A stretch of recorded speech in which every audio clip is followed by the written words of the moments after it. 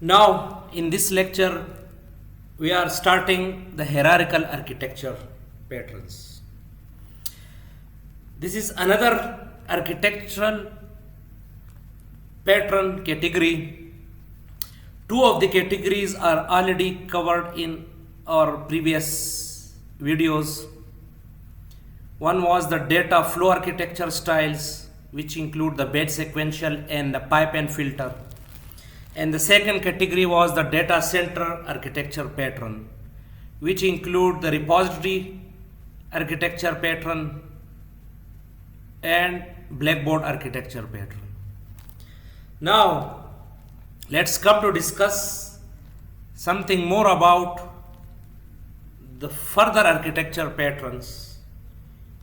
And today's lecture is about the hierarchical architecture patterns.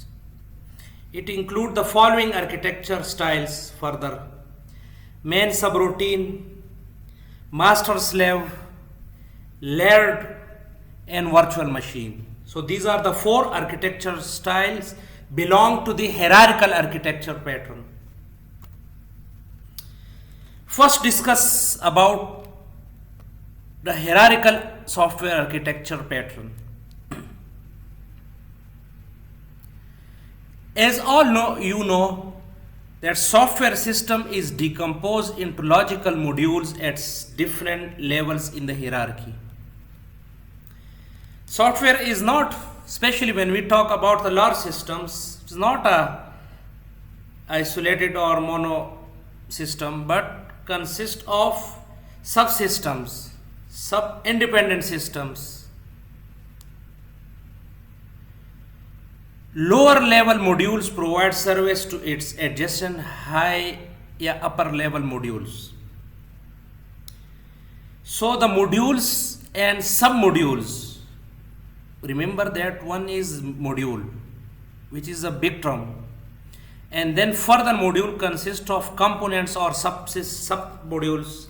They all work independently but are connected. So example of hierarchical software architecture include the header files or library in procedural languages.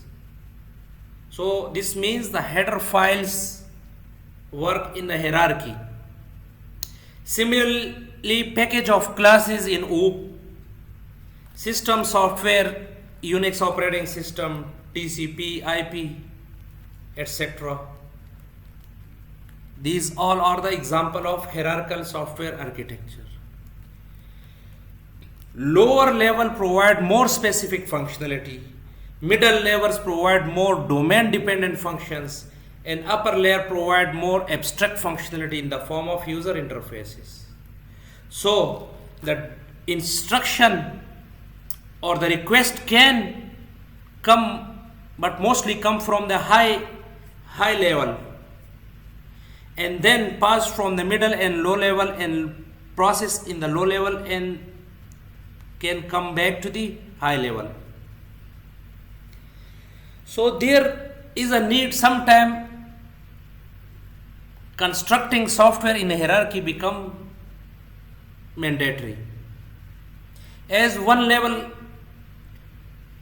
cannot be responsible for doing all the things, and each and every level is assigned a specific role.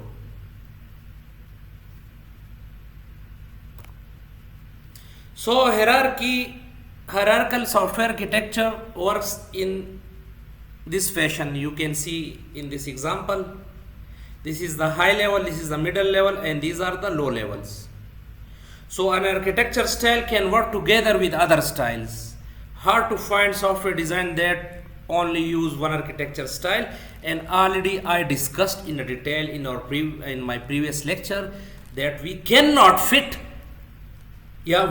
say that one pattern is enough for the whole system. So from interaction oriented perspective, we need some pattern. From low level designing, for low level designing of the whole system, we need some pattern.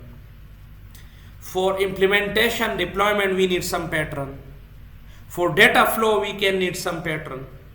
So it is possible that one pattern represents the whole system, or the system scope is limited and one pattern is enough, but mostly more than one patterns are applicable. And which pattern is most suitable depend on the circumstances. So it's one of the most popular style that often combine with other styles. Now discuss about the main subroutine architecture pattern. Routine is the program, and subroutines means divide the program into subprograms, the minor programs, the minute programs, or many programs. There are certain advantages of decomposing program or system into subroutine. First, reusability. The reusability of when the decomposed programs or routines are more as compared to one big program. Let's take example of mathematical problem. If mathematical problem is designed, the algorithm is designed in one routine, one main routine, so it's difficult to reuse this whole routine or program in some other system. But if the same problem is solved in decomposed routines, such that one routine pass that output to other or use other routines, so the possibility or probability of reusing a particular routine become higher. For example, for addition we can make, for subtraction, multiplication, for minor functionalities we can make separate routine. And this addition, subtraction, multiplication, I am just taking example, are reusable in all mathematical program mostly. Example of main subroutine is in procedural paradigm. Typically data is shared by related subroutine at some level.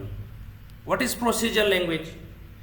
There are two types of languages. One is procedural and other is a non-procedural.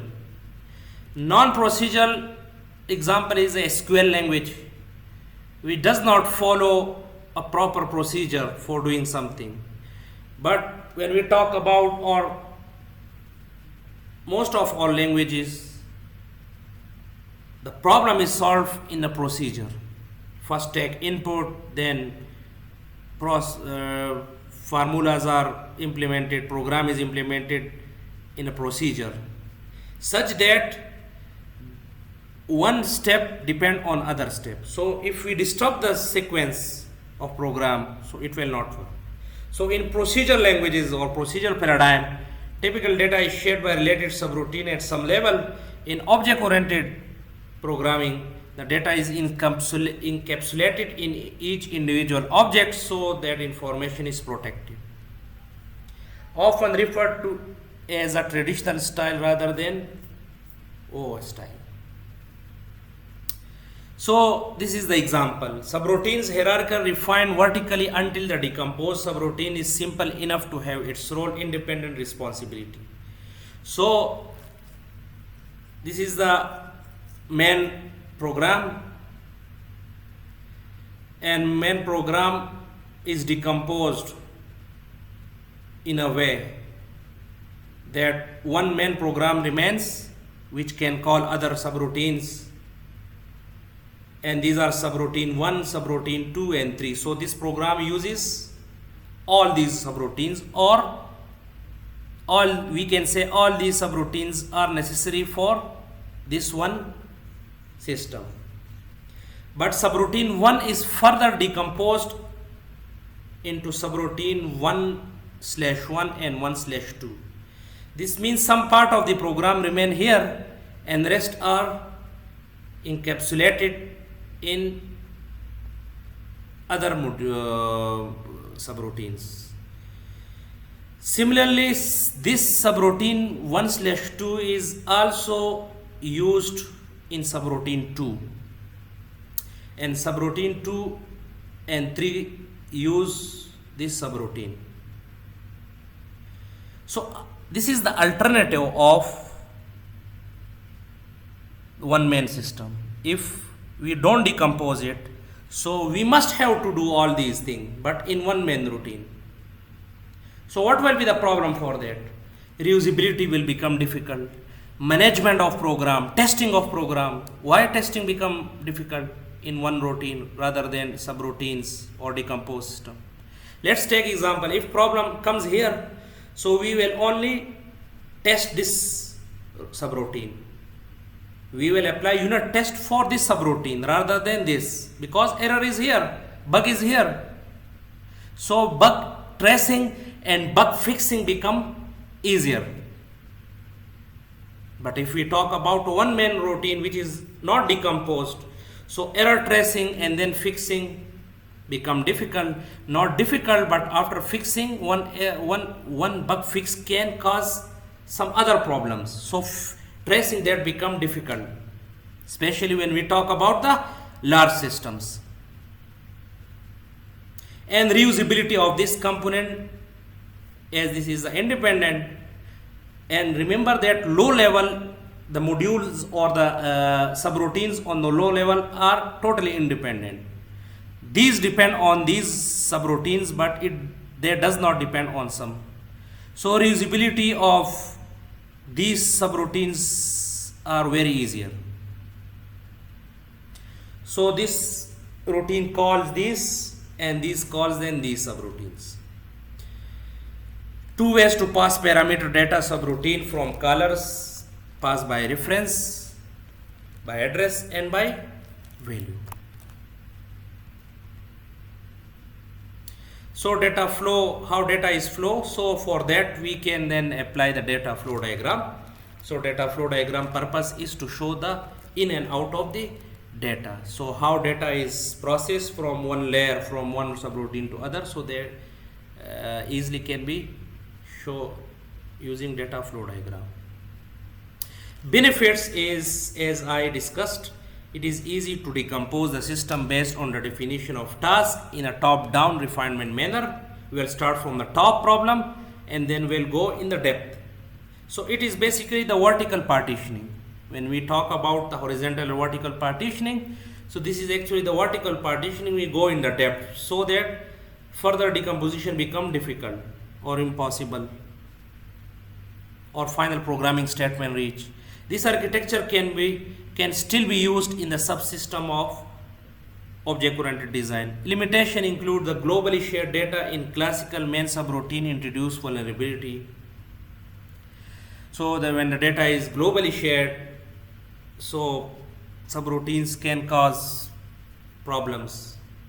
Tight coupling may cause more ripple effects of changes as compared to OO design. Remember that this is the main disadvantage, that when we decompose the system, the cohesion decreases and the coupling increases, because these all subroutines are tightly coupled. This wholly solely depend on these two subroutines. This means these subroutines and this subroutine is